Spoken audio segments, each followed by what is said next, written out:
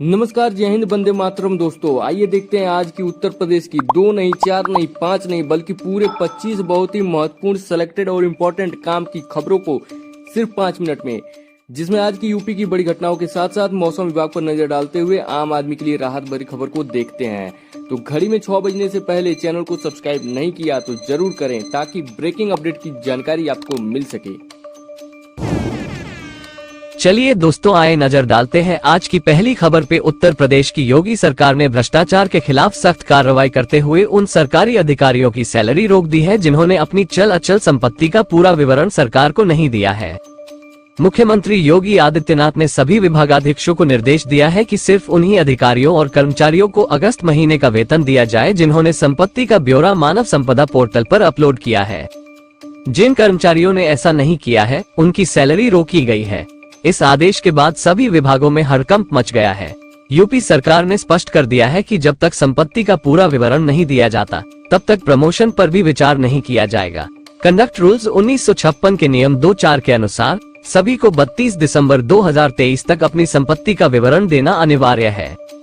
अब इधर देखिए, अगली खबर आ रही है उत्तर प्रदेश की योगी सरकार के नेतृत्व में राज्य ने कृषि, खनन, निर्माण, ट्रांसपोर्ट और रियल एस्टेट सेक्टर में शानदार प्रगति की है। वित्तीय वर्ष 2023-24 में सकल राज्य मूल्य वर्धित GSVA में इन सेक्टरों में 101% से अधिक की वृद्धि दर्ज की गई है। ट्रांसपोर्ट, स्टोरेज और कम्युनिकेशन सेक्टर में टारगेट से 129% अधिक का लक्ष्य प्राप्त किया गया है। कृषि और उससे संबंधित सेक्टर में 5.85 लाख करोड़ रुपए के लक्ष्य के मुकाबले 5.98 लाख करोड़ रुपए की प्राप्ति हुई, जो 102% रही। खनन और उत्खनन सेक्टर में 115% की प्राप्ति दर्ज की गई। इसी प्रकार कंस्ट्रक्शन सेक्टर ने 112% की वृद्धि दिखाई। इस उन्नति ने योगी सरकार के उत्तर प्रदेश को एक उद्योग प्रदेश बनाने के संकल्प को और मजबूत किया है। चलिए नजर डालते हैं एक और बड़ी खबर पे। सुप्रीम कोर्ट ने कोलकाता के आरजीकर अस्पताल में महिला डॉक्टर के साथ हुई घटना के बाद पश्चिम बंगाल सरकार की खिंचाई करते हुए स्वास्थ्य कर्मियों की सुरक्षा के लिए एक नेशनल टास्क फोर्स गठित की है।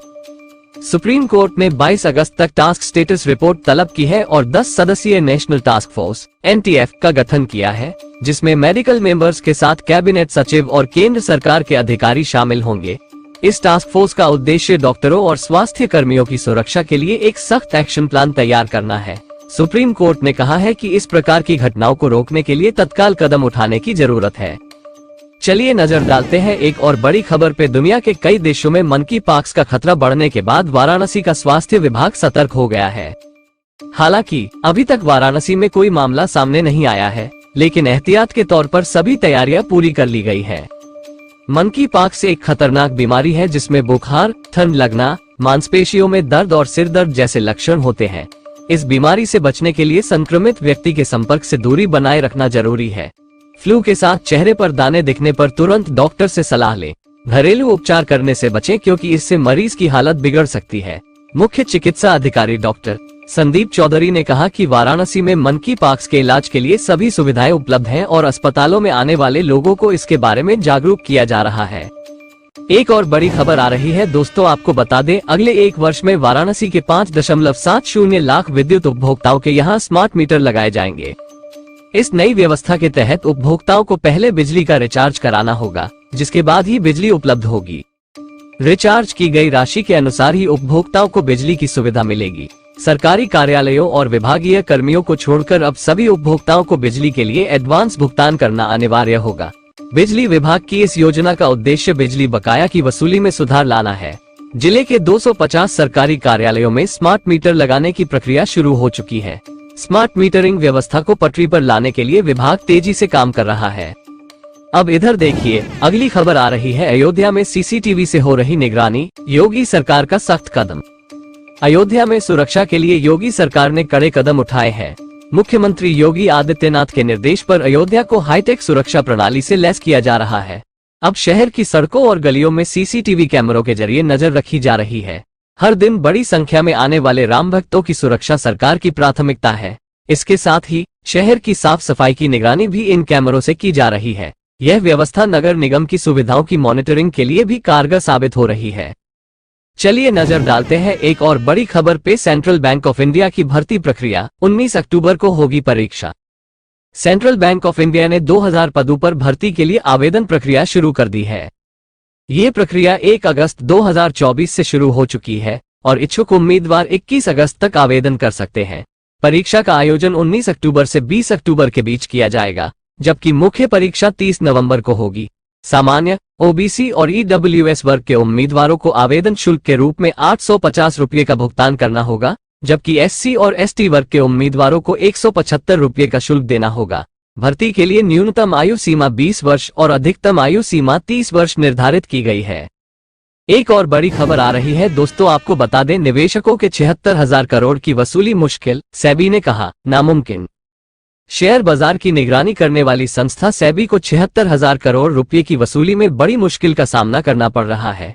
ये पैसे उन निवेशकों के हैं जिन्होंने पीएसीएल और सहारा इंडिया जैसी कंपनियों में निवेश किया था। इन कंपनियों ने लोगों के पैसे लेकर उन्हें धोखा दिया और गायब हो गई। अब सेबी इन पैसों को वापस दिलाने की कोशिश कर रहा है, लेकिन इसमें कई तरह की परेशानियां आ रही हैं। सेबी ने कहा है कि इन पैसों की वापसी लगभग असंभव है। इस रकम का बड़ा हिस्सा अदालतों में चल रहे मामलों से जुड़ा है। एक और बड़ी खबर आ रही है दोस्तों, आपको बता दें, यूपी में ड्राइविंग लाइसेंस के लिए लंबा इंतजार, 1 लाख डीएल लटके। यूपी में ड्राइविंग लाइसेंस डीएल के लिए आवेदन करने वालों को लंबे इंतजार का सामना करना पड़ रहा है। करीब 1 लाख डीएल आवेदनों की पेंडेंसी बनी हुई है। इसकी वजह आरटीओ दफ्तर में सर्वर की समस्या है, जो आए दिन ठप हो जाती है। जून माह में सर्वर को अपग्रेड किया गया था, लेकिन इसके बावजूद स्थिति में कोई खास सुधार नहीं हुआ है। आवेदकों के लाइसेंस महीनों से अटके पड़े हैं और यह समस्या लगातार बढ़ती जा रही है। अधिकारियों के सामने चुनौती है कि वे नए और पुराने आवेदनों का जल्द से जल्द निपटारा करें। अब इधर देखिए, अगली खबर आ रही है, यूपी में माफिया और दबंगों पर सख्त कार्रवाई, गरीबों की जमीन पर नहीं चलेगी दबंगई। उत्तर प्रदेश में माफिया और दबंगों के खिलाफ योगी सरकार का एक्शन तेज हो गया है। मुख्यमंत्री योगी आदित्यनाथ ने साफ कर दिया है कि गरीबों की जमीन हड़पने वाले माफिया और दबंगों के खिलाफ सख्त कानूनी कार्रवाई की जाएगी। उन्होंने अधिकारियों को निर्देश दिए हैं कि गरीबों को उजाड़ने की कोशिश करने वालों को बख्शा न जाए। साथ ही जिन गरीबों को अभी तक पक्का मकान नहीं मिला है, उन्हें प्रधानमंत्री आवास योजना या मुख्यमंत्री आवास योजना के तहत पक्का मकान दिया जाएगा। मंगलवार को गोरखनाथ मंदिर में जनता दर्शन के दौरान सीएम योगी ने लोगों की समस्याएं सुनी और समाधान के निर्देश दिए। चलिए नजर डालते हैं एक और बड़ी खबर पे। वाराणसी से कोलकाता एक्सप्रेसवे 2027 तक होगा तैयार, यात्रा समय होगा आधा, जो कि वाराणसी से कोलकाता एक्सप्रेसवे 2027 तक बनकर तैयार हो जाएगा। यह एक्सप्रेसवे देश के 4 राज्यों को जोड़ने वाला होगा और इसकी लंबाई 610 किलोमीटर होगी। इस मार्ग से यात्रा करने पर 14 घंटे का सफर केवल 7 घंटे में पूरा किया जा सकेगा। एक्सप्रेसवे 18 बड़े शहरों और 2 राजधानियों को जोड़ने का काम करेगा। इसके अलावा यह अन्य एक्सप्रेसवे से जुड़कर पूरे देश की यात्रा को भी आसान बनाएगा। अब इधर देखिए, अगली खबर आ रही है, बलिया में रोजगार मेला, सैकड़ों युवाओं को नौकरी का मौका, जो कि उत्तर प्रदेश के बलिया जिले में 21 अगस्त को रोजगार मेले का आयोजन किया जा रहा है, जिसमें विभिन्न बड़ी कंपनियां हिस्सा लेंगी। यह मेला बेरोजगार युवाओं के लिए खास अवसर लेकर आ रहा है, जहां उन्हें मुफ्त में नौकरी के लिए आवेदन करने का मौका मिलेगा। मेले का आयोजन राजकीय औद्योगिक प्रशिक्षण संस्थान रामपुर उदयभान के कैंपस में होगा। इस मेले में टेक्निकल और नॉन टेक्निकल पदों के लिए सैकड़ों नौकरियां उपलब्ध होंगी। इच्छुक उम्मीदवार अपनी शैक्षिक योग्यता की फोटोकॉपी और बायोडेटा के साथ सुबह 11 बजे मेले में शामिल हो सकते हैं। एक और बड़ी खबर आ रही है दोस्तों, आपको बता दें, अनुसूचित जाति व जनजाति आरक्षण में क्रीमी लेयर पर सुप्रीम कोर्ट का फैसला और भारत बंद, जो कि सुप्रीम कोर्ट द्वारा अनुसूचित जाति और जनजाति आरक्षण में क्रीमी लेयर पर दिए गए फैसले के खिलाफ देश भर के कई संगठनों ने 21 अगस्त को भारत बंद का आह्वान किया है। इस बंद को बसपा समेत कई राजनीतिक दलों का समर्थन प्राप्त है। सुप्रीम कोर्ट ने कहा है कि SC/ST आरक्षण में क्रीमी लेयर का वर्गीकरण किया जा सकता है, जिससे अधिक पिछड़ी जातियों को आरक्षण का लाभ मिल सके। इस फैसले से नाराज दलित संगठनों ने मांग की है कि इसे वापस लिया जाए। भारत बंद के दौरान क्या क्या बंद रहेगा, इस पर विशेष निर्देश दिए गए हैं। सुप्रीम कोर्ट के इस फैसले के पीछे की वजह क्या है और दलित संगठनों की क्या मांगे हैं, ये सभी प्रश्न इस बंद के केंद्र में हैं। एक और बड़ी खबर आ रही है दोस्तों, आपको बता दें, केंद्र सरकार में लेटरल एंट्री पर गर्मागर्मी, जो कि केंद्र में संयुक्त सचिव, निदेशक और उप सचिव के 45 पदों पर सीधी भर्ती के लिए लेटरल एंट्री का मुद्दा विवाद का कारण बना हुआ है। कांग्रेस और समाजवादी पार्टी समेत कई विपक्षी दलों ने इस कदम का विरोध किया है। वहीं एनडीए के भीतर भी इस मुद्दे पर असहमति की आवाजें उठ रही हैं। लोजपा रामविलास ने कहा है कि ऐसी नियुक्तियों में आरक्षण के प्रावधानों का पालन होना चाहिए। वहीं जेडीयू के वरिष्ठ नेता केसी त्यागी ने भी इस मुद्दे पर लेटरल एंट्री का विरोध किया है। इसके विपरीत टीडीपी ने मोदी सरकार के इस कदम का समर्थन किया है, ये कहते हुए कि विशेषज्ञों की जरूरत है और प्राइवेट सेक्टर से जानकारों को शामिल करने का समर्थन किया है। चलिए नजर डालते हैं एक और बड़ी खबर पे। बिजली विभाग का बकायेदारों के खिलाफ अभियान, जो कि विद्युत विभाग ने बकायेदारों के खिलाफ डिस्कनेक्शन अभियान चलाने का फैसला किया है। जिले के 4 विद्युत पारेषण खंडों में कुल 5,45,000 उपभोक्ताओं में से करीब 1,16,000 उपभोक्ताओं ने अभी तक अपने बिजली बिल का भुगतान नहीं किया है। विभाग ने इस अभियान को तेजी से चलाने की तैयारी की है, जिसमें ऐसे उपभोक्ताओं पर खास ध्यान दिया जाएगा जिन्होंने कनेक्शन लेने के बाद एक बार भी बिल जमा नहीं किया है। इस अभियान के तहत विद्युत चोरी पर रोक लगाने और लोकल फॉल्ट की समस्या से निजात पाने के लिए स्मार्ट मीटर भी लगाए जा रहे हैं। एक और बड़ी खबर आ रही है दोस्तों, आपको बता दें यूपी पुलिस सिपाही भर्ती परीक्षा की तैयारियां, जो कि उत्तर प्रदेश में सिपाही भर्ती परीक्षा के लिए तैयारियां पूरी कर ली गई हैं। ये परीक्षा प्रदेश के 67 जिलों में 23 से 25 अगस्त और 30 और 31 अगस्त को आयोजित की जाएगी। इस परीक्षा को पारदर्शी बनाने के लिए अब तक 48 लाख अभ्यर्थियों का आधार सत्यापन कराया जा चुका है। इसके अलावा संदिग्ध अभ्यर्थियों की पहचान के लिए परीक्षा केंद्रों पर ई-केवाईसी की व्यवस्था की गई है। सत्यापन में 18,000 से अधिक अभ्यर्थी संदिग्ध पाए गए हैं, जिनके आधार कार्ड का ब्यौरा मूल डाटा से मेल नहीं खा रहा है।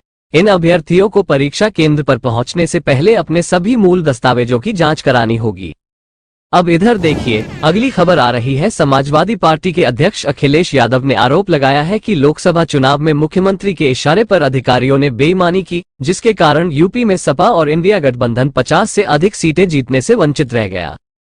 उन्होंने भाजपा सरकार पर किसानों, नौजवानों और व्यापारियों को धोखा देने का आरोप लगाया है। अखिलेश ने कहा कि भाजपा ने अपने वादों को पूरा नहीं किया और भर्ती परीक्षाओं के पेपर लीक कराए गए, जिससे नौकरी और आरक्षण से बचा जा सके। उन्होंने प्रदेश में कानून व्यवस्था और भ्रष्टाचार की स्थिति पर भी सवाल उठाए हैं और कहा कि भाजपा सरकार के सभी दावे विफल हो चुके हैं। चलिए नजर डालते हैं एक और बड़ी खबर पे। इलाहाबाद हाईकोर्ट ने कांग्रेस के खटाखट वाले वादे को लेकर दायर जनहित याचिका को खारिज कर दिया है। इस याचिका में मांग की गई थी कि कांग्रेस के 99 सांसदों को अयोग्य घोषित किया जाए, पार्टी का पंजीकरण रद्द किया जाए और चुनाव चिन्ह जब्त किया जाए। कोर्ट ने याचिका को विस्तृत विवरण के साथ दोबारा दायर करने की छूट दी है। याचिका में आरोप लगाया गया था कि कांग्रेस ने 2024 लोकसभा चुनाव के दौरान गारंटी कार्ड जारी कर गरीब, पिछड़े, दलित और अल्पसंख्यकों को प्रतिमाह 8,500 रुपये देने का वादा किया था, जो लोक जनप्रतिनिधित्व अधिनियम का उल्लंघन है। अब इधर देखिए, अगली खबर आ रही है। यूपी पुलिस सिपाही भर्ती परीक्षा को लेकर एसटीएफ और खुफिया एजेंसियां अलर्ट पर है। एसटीएफ ने पश्चिम यूपी में नकल माफिया के खिलाफ कार्रवाई तेज कर दी है और कई लोगों को पूछताछ के लिए हिरासत में लिया है। पिछले यूपी पुलिस भर्ती परीक्षा के दौरान नकल माफिया ने सेंधमारी कर पेपर लीक कराए थे, जिसके कारण पूरे प्रदेश में हंगामा मच गया था। इस बार परीक्षा में किसी प्रकार की गड़बड़ी न हो, इसके लिए कड़ी निगरानी की जा रही है। चलिए नजर डालते हैं एक और बड़ी खबर पे। उत्तर प्रदेश के 53 जिलों में भारी बारिश का अलर्ट जारी किया गया है। अगले 4 दिनों तक राज्य के विभिन्न हिस्सों में भारी बारिश के साथ बिजली गिरने की चेतावनी भी दी गई है। लोगों को सतर्क रहने की सलाह दी गई है। तो दोस्तों, ये थी आज की कुछ महत्वपूर्ण खबरें और जानकारियां जो आपके लिए बेहद उपयोगी साबित हो सकती है। ऐसी जानकारी आपको शायद और कहीं एक साथ न मिल सके, इसलिए रोज की ताजा खबरों के लिए हमारे चैनल को सब्सक्राइब जरूर करें और वीडियो को लाइक नहीं किया तो लाइक करें। साथ में अपने जिले का नाम कमेंट में लिखें ताकि आपके जिले से जुड़ी हर जानकारी आप तक पहुंच सके। धन्यवाद। जय हिंद, जय भारत।